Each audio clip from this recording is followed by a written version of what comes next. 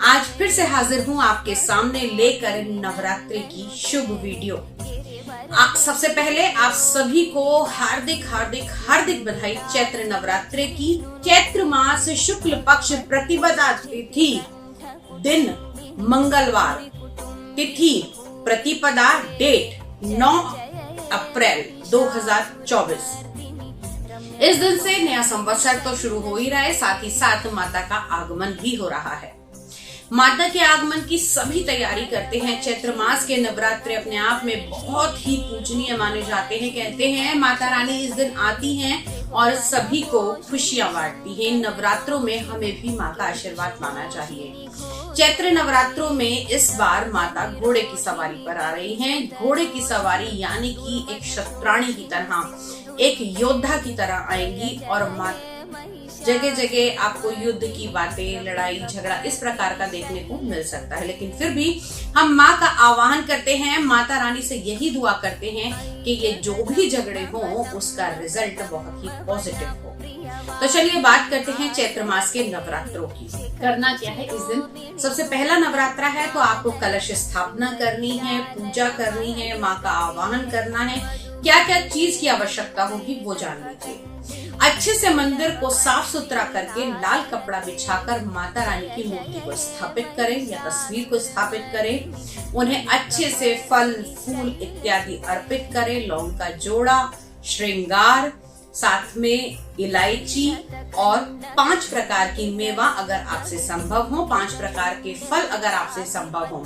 साथ ही माता को पान का पत्ता और सुपारी अवश्य अर्पित करें। माता के भोग के लिए आप बताशे, मेवा या फिर किसी प्रकार की मिठाई जो दूध से बनी हुई हो उसको इस्तेमाल कर सकते हैं। अब अच्छे तरीके से माता की पूजा की तैयारी कीजिए। इसी दिन से जौ को भी बीजा जाता है। जी हाँ, खेतरी बीजना जिसे कहते हैं। एक मिट्टी के बर्तन के अंदर आपने मिट्टी लेकर, जी हाँ, सूखी मिट्टी लेकर उसे थोड़ा सा पानी डालिए और जौ वो बीज दीजिए।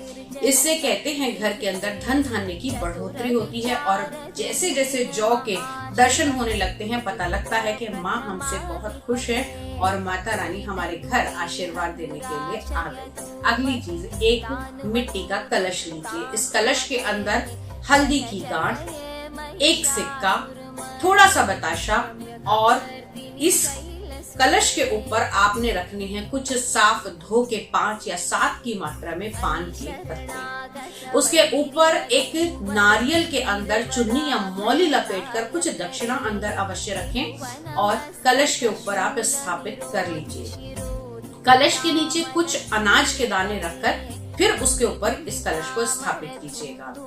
अब ये सारी तैयारी करने के बाद करते हैं माँ की पूजा और अर्चना। पहला नवरात्रा, जी हाँ, माँ शैलपुत्री का है पहला नवरात्रा, क्योंकि ये पर्वतराज हिमावन की पुत्री थी, इसीलिए इन्हें शैलपुत्री के नाम से भी जाना जाता है। माता रानी की अगर हम बात करें तो माँ शैलपुत्री वृषभ पर सवार होती हैं।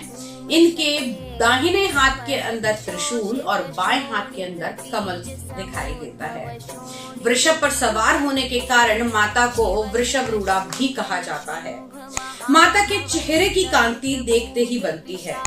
शैलपुत्री माता के बारे में आपको ये बात पता होगी कि ये वही शैलपुत्री हैं। जी हाँ, जो भगवान शिव की पहले पत्नी थी। पिछले जन्म में इनका नाम सती था और अपने पति के निंदा के कारण, अपने पति के अपमान के कारण जिन्होंने अपने पिता राजा दक्ष के यहाँ अपने आप को ही हवन कुंड में भस्मीभूत कर लिया था।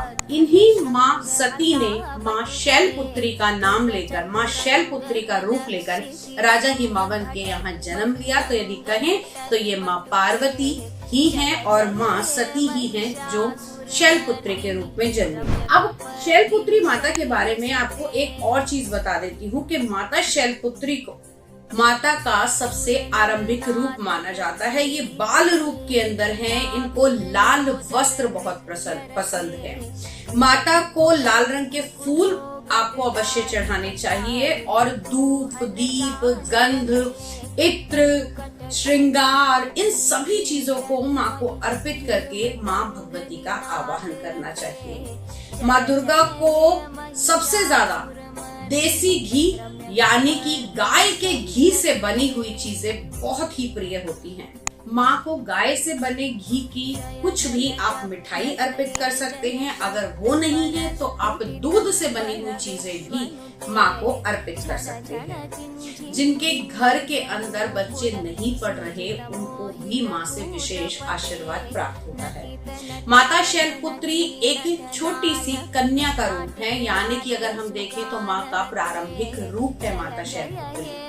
तो अगर आपके घर के अंदर किलकारियां नहीं गूंजी हैं और आप भी चाहती हैं कि माँ आपके यहाँ आए, तो माँ शैलपुत्री की पूजा कीजिए और ये अपने मन में निष्ठा कीजिए कि माँ आप ही के समान मुझे भी पुत्री स्वरूप प्राप्ति हो। निश्चित तौर पर अगली चैत्र नवरात्रि तक माँ भगवती का आशीर्वाद आपको मिलेगा। अब माँ की पूजा करने के, माँ का आवाहन करने के कुछ नियम भी हैं और कुछ मंत्र भी हैं। पूजा करते समय आपको बिल्कुल साफ और शुद्ध कपड़ों का इस्तेमाल करना चाहिए। पूजा करते समय आपको ये ध्यान रखना चाहिए कि आपके घर के अंदर किसी भी मांस, मदिरा या किसी भी प्रकार का लहसुन प्याज का सेवन ना हो। अगली चीज, माता वैष्णो देवी का ही ये रूप होती है, तो वैष्णव की सारी चीजें आपको अपने अंदर इस समय रखनी चाहिए। अगली चीज, अगर आप माँ के नवरात्रे कर रहे हैं तो आपको ब्रह्मचर्य का पालन अवश्य करना चाहिए। इसके अलावा कहते हैं ना कि संतोषी का सदा भला।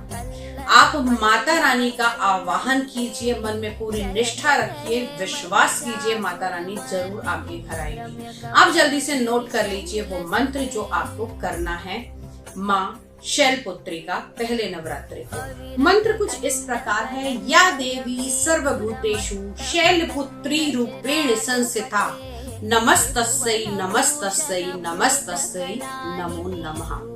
माँ को नमस्कार करते हुए उनका आवाहन कीजिए, उनको भोग लगाइए और लिखिए एक सरल सा उपाय।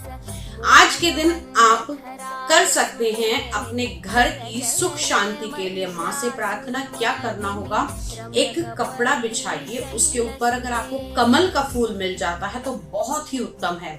कमल का फूल उसके ऊपर रखने के बाद में माँ शैलपुत्री का आवाहन कीजिए, उसके ऊपर रोली, अक्षत और कुछ मीठा अवश्य डालिए। माँ शैलपुत्री के इसी आवाहन मंत्र का आपने 108 बार जाप करना है और अपनी मनोकामना माँ के आगे रख देनी है। उसके बाद में इस कपड़े को बांधकर आप अपने घर के अंदर रख सकती हैं। पहले नवरात्रि के दिन किया गया ये उपाय बहुत ही सटीक है और इससे निश्चित तौर पर आपकी मनोकामना पूर्ण होती है।